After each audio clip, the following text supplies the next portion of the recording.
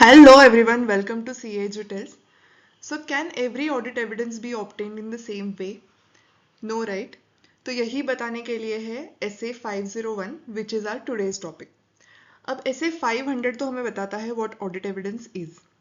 But SA 501 हमें बताता है how to obtain the audit evidence for certain special and high risk items. Right?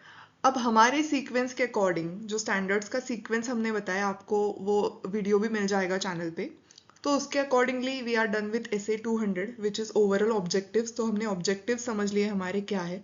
उसके बाद हमने 210 में एग्री किए terms for the audit engagement, है ना. अब ऑडिट करते हैं मतलब क्या, एविडेंस ऑब्टेन करते हैं. तो इसलिए हमने समझा SA 500 में what audit evidence is. And now audit evidence हमें देखना है for selected item, so that's why SA 501. So let's start. अब SA 501 में हमारा ऑब्जेक्टिव क्या है, to obtain the sufficient appropriate audit evidence. किन किन चीज़ों का ऑडिट एविडेंस हमें ऑब्टेन करना है, जैसे कि वो स्पेसिफिक आइटम्स कौन कौन से हैं. तो एक हो गया इन्वेंट्री, दूसरा है लिटिगेशंस एंड क्लेम्स, एंड तीसरा है सेगमेंट इंफॉर्मेशन. ओके. अब इन्वेंट्री के बारे में हमें क्या जानना है, एग्जिस्टेंस एंड कंडीशन उसकी, जब आपकी इन्वेंटरी मटेरियल है to the financial statements. Litigations and claims के बारे में हमें क्या जानना है कि वेदर दोज आर कंप्लीट. ठीक है, तो उनका कंप्लीटनेस हमें देखना है. एंड जो सेगमेंट इंफॉर्मेशन होती है उसका हमें प्रेजेंटेशन एंड डिस्क्लोजर देखना है. ठीक है, तो आज के वीडियो में हम कवर करेंगे सेगमेंट इंफॉर्मेशन वाला पार्ट. ओके, तो पहले समझते हैं सेगमेंट इंफॉर्मेशन मतलब क्या होता है. अब मान लो आपका एक रेस्टोरेंट है, ठीक है, उसमें आपके 3 डिफरेंट कैटेगरीज है आपके रेस्टोरेंट में. जैसे कि एक तो डाइन इन है, दूसरा है आपका होम डिलीवरीज जैसे कि जोमेटो स्विगी हम करते हैं, और तीसरा है आपका एक बैंक्वेट हॉल भी है. Okay. Now at the end of year आप बताते हो कि आपका रेवेन्यू हो गया 2 करोड़. तो आपके पापा आपसे पूछते हैं कि कौन से बिजनेस में आपको ज़्यादा रेवेन्यू हुआ, है ना, डाइन इन में हुआ, डिलीवरीज में हुआ, या फिर बैंक्वेट हॉल में हुआ. तो आप बोलते हो पता नहीं, मुझे तो पता है कि टोटलिटी में मेरा 2 करोड़ का रेवेन्यू हुआ. Now you don't know if your any of your business is incurring any losses, है ना, और needs changing the strategy. So instead अगर आपने ऐसे बताया होता कि मेरा 50 lakhs जो है वो डाइन इन से मेरा रेवेन्यू हुआ, मेरा 1 करोड़ जो मिला मुझे वो बैंक्वेट हॉल से मिला, एंड 50 lakhs जो मुझे मिला वो होम डिलीवरी बिजनेस से मिला. So that is more useful because you know now कि योर बैंक्वेट हॉल का बिजनेस जो है it is making more revenue than others. So that's nothing but the segment reporting. Okay. So like a component of a business, जैसे कि आपके यहाँ पे 3 components थे. ठीक है, अब हमें देखना होता है कि AFRF के अकॉर्डिंगली सब कुछ चल रहा है क्या. तो AFRF कौन से एप्लीकेबल होते हैं यहाँ पे, तो इंड एस 108. IFRS अगर है तो IFRS 8, it deals with the operating segments. अब सेगमेंट रिपोर्टिंग जो है मतलब कंपोनेंट वाइज जो भी हमें रिपोर्टिंग करना है वो हर एक कंपनी को एप्लीकेबल नहीं होता, it is applicable to the listed company. Okay. So now let us see कि what auditor has to do to obtain the sufficient appropriate audit evidence regarding presentation and disclosure of segment information in accordance with AFRF, Applicable Financial Reporting Framework. Okay. तो अब एक example लेते हैं, practical example लेते हैं पहले, कि suppose आप ऑडिटर हो टाटा मोटर्स के. ठीक है, टाटा मोटर्स एक लिस्टेड कंपनी है, इंड एस एप्लीकेबल है उसको, एज एन AFRF हम बोल सकते हैं. तो टाटा मोटर्स के सेगमेंट्स कौन से हो गए, एक तो उनका है कमर्शियल व्हीकल जिसमें ट्रक्स बसेस है, फिर है पैसेंजर व्हीकल जिसमें उनके कार्स है ना, हैरियर है, सफारी, पंच, कर्व जैसे कार्स है, और तीसरा है उनका इलेक्ट्रिक व्हीकल्स. ठीक है, तो आपको पहला काम क्या करना है, first you have to obtain an understanding of the methods used by the management in determining the segment information. Okay, मतलब आपको मैनेजमेंट को जाके पूछना है टाटा मोटर्स के, तो how did you decide that these are your business segments, मतलब जो CV, PV एंड EV है इनको आपने कैसे डिसाइड किया कि ये आपके बिजनेस सेगमेंट्स हैं. तो मैनेजमेंट आपको क्या बोलती है कि हमारा जो CEO है उसके पास मंथली रिपोर्ट्स आते हैं for each of these businesses separately. ठीक है, और वो सेपरेटली वो रिव्यू भी करता है. ओके. हम ये तीनों बिजनेसेस के लिए सेपरेट सेपरेट बजट्स बनाते हैं, उनके सेपरेट प्रॉफिट्स भी हम मॉनिटर करते हैं और उनके जो भी इन्वेस्टमेंट डिसीजंस हम करते हैं वो भी हम सेपरेटली करते हैं।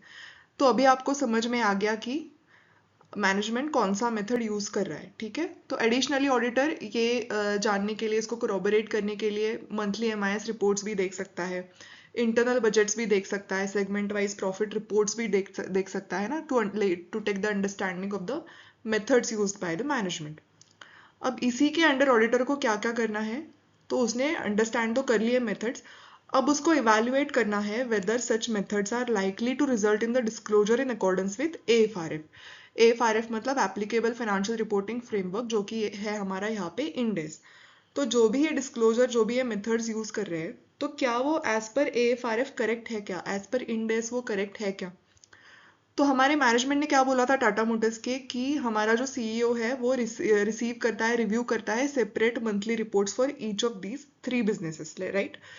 तो अब इंड एस 108 क्या बोलता है कि if the chief operating decision maker CODM if he regularly reviews these separately then they qualify as the operating segments. And that's why यहाँ पे भी वही हो रहा है कि वो CEO जो भी है, डिसीजन मेकर जो भी है, वो अलग से रिव्यू कर रहा है reports for CV, PV and EV। And that's Y auditor concludes कि जो भी टाटा मोटर्स यूज कर रहा है वो मेथड अप्रोप्रिएट है and it is according to the AFRF, okay. अब एक दिन अचानक मैनेजमेंट आपके पास आके बोलता है कि ऑडिटर, हम ना PV का जो भी डिस्क्लोजर है ना वो हम सेपरेटली नहीं देंगे क्योंकि प्रॉफिट्स उसमें बहुत कम है इस साल, ठीक है। तो ऑडिटर क्या करता है, आप चेक करते हो इंडेस 108 में क्या लिखा हुआ है। तो इंडेस में तो यही लिखा हुआ है कि अगर CEO CODM जो भी है वो रिव्यू करता है अगर सेपरेटली कोई एक सेगमेंट को, तो उसका हमें सेपरेट डिस्क्लोजर देना पड़ता है। तो इन दिस केस PV का तो सेपरेट रिव्यू होता है, रिसीव करता है वो CEO, है ना, मंथली रिपोर्ट्स अलग से। तो इसलिए ऑडिटर मैनेजमेंट को बोलेगा कि नहीं नहीं, you can not do that because as per AFRF आपको ये करना नहीं चाहिए, राइट। तो that's why you have to see कि these methods, if these methods are in accordance with the AFRF and where appropriate testing the application of such methods। मतलब methods तो हमने समझ लिए, evaluate भी कर लिया if those are as per AFRF, but sometimes you can also test the application of methods wherever relevant। तो मान लो टाटा मोटर्स के सेगमेंट रिपोर्ट या फिर टोटल रिपोर्ट में PV के जो सेल्स है वो है 90,000 करोड़, है ना। सेगमेंट रिपोर्ट आपने एक लिया, वहां पे पैसेंजर व्हीकल के सेल्स है 90,000 करोड़। तो ऑडिटर क्या करता है, ऑडिटर एक सपोज एक कार उसने सिलेक्ट कर ली, टाटा नेक्सॉन, ठीक है। उसका जो सेल्स है, सपोज उसने देखा 15 लाख का कोई एक सेल उसने एज अ सैंपल सिलेक्ट किया। तो उसका ऑडिटर क्या करेगा, उसके सेल्स इनवॉइसेस चेक करेगा, सेल्स रजिस्टर चेक करेगा, पैसेंजर व्हीकल का लेजर चेक करेगा, सेगमेंट रिपोर्ट चेक करेगा, है ना। और वो देखेगा कि वो जो भी 15 लाख का टाटा नेक्सॉन का सेल है, being it a passenger vehicle, उसको सेगमेंट रिपोर्ट जो भी पैसेंजर व्हीकल वाला है उसमें इंक्लूड होना चाहिए। अगर वो सेल कमर्शियल व्हीकल्स के रिपोर्ट में आता है then the segment report is incorrect. So that's why this is testing the application of the methods used by the management, ठीक है। तो ये भी ऑडिटर कर सकता है। एंड ऑडिटर एनालिटिकल प्रोसीजर्स भी परफॉर्म कर सकता है या फिर अदर ऑडिट प्रोसीजर्स परफॉर्म करता है जो भी अप्रोप्रिएट होंगे इन द गिवन सर्कमस्टेंसेस। तो एनालिटिकल प्रोसीजर्स मतलब क्या, स्टडी करना, है ना, प्लॉजिबल रिलेशनशिप्स का स्टडी करना। जैसे कि आपने प्रॉफिट परसेंटेज निकाला, ठीक है, एनालिटिकल प्रोसीजर आपको करना है ऑन प्रॉफिट। तो सपोज PV का जो भी सेगमेंट है उसमें प्रॉफिट मार्जिन करंट ईयर में 30% है, ओके, और प्रीवियस ईयर में वही मार्जिन 8% था। तो यहाँ पे बहुत ही कॉन्ट्राडिक्टरी दिख रहा है ना, 30% करंट ईयर में, लास्ट ईयर में 8%, मतलब बहुत ज्यादा डिफरेंस है। तो ऑडिटर इमीडिएटली बोलता है कि why the profit has increased, profit percentage has increased so dramatically. तो मैनेजमेंट क्या बताता है रीजंस, कि क्योंकि लोअर रॉ मटेरियल कॉस्ट थे करंट ईयर में, हमारी जो मैन्युफैक्चरिंग एफिशिएंसी है वो भी इम्प्रूव हो गई है, हमने बेटर प्रोडक्ट मिक्स इस साल यूज किया है। तो ऑडिटर भी क्या कर सकता है, ऑडिटर भी रिलेवेंट रिपोर्ट्स देख सकता है ना, रिलेवेंट जो भी इसने बताया मैनेजमेंट ने, जैसे कि लोअर मटेरियल कॉस्ट, तो वो देख सकता है लास्ट ईयर में कितने थे particular material cost, current year में कितने हैं, है ना। वो सब देख के ऑडिटर ये इवेल्युएट कर सकता है कि whether management is stating that correctly. And other audit procedures में ऑडिटर क्या कर सकता है, वो सेगमेंट वाइज फिक्स्ड एसेट देख सकता है, सेगमेंट वाइज लाइबिलिटीज देख सकता है, फिर अलोकेशन ऑफ कॉमन एक्सपेंसेस जो है वो ऑडिटर देख सकता है, बोर्ड मिनट्स देख सकता है, राइट फिर budget versus actual results compare कर सकता है, इंटरनल मैनेजमेंट रिपोर्ट्स भी देख सकता है. So on this line only we have the next slide, other audit procedures के रिगार्डिंग ही है next slide. So which is understanding of the methods used by the management. तो इसमें कुछ एग्जांपल्स है जिसकी हेल्प लेके ऑडिटर अंडरस्टैंड कर सकता है जो भी मेथड्स मैनेजमेंट ने यूज किए हैं. ठीक है, वो करेक्ट है वो नहीं है ना, अदर ऑडिट प्रोसीजर्स ही आप उसको बोल सकते हैं. तो उसमें फर्स्ट कौन सा है, तो sales transfers and charges between the segments and elimination of inter segment amounts. मतलब क्या है कि सपोज कभी कभी ऐसे होता है कि कोई एक सेगमेंट सेल करता है गुड्स और services to the another segment of the same company, तो उसको बोलते हैं इंटर सेगमेंट ट्रांजैक्शंस. अब कंपनी जो है तो वो इन इंटर सेगमेंट ट्रांजैक्शंस को एलिमिनेट करती है ना, और एलिमिनेट भी करना चाहिए. कैसे, देखो कि सपोज अगर हमने टाटा मोटर्स का ही एग्जांपल स्टार्ट किया तो वही लेते हैं कि उसके जो भी commercial vehicle and passenger vehicle जो डिविजन्स है, तो कमर्शियल व्हीकल डिवीजन जो है वो ट्रक इंजिन्स मैन्युफैक्चर करती है.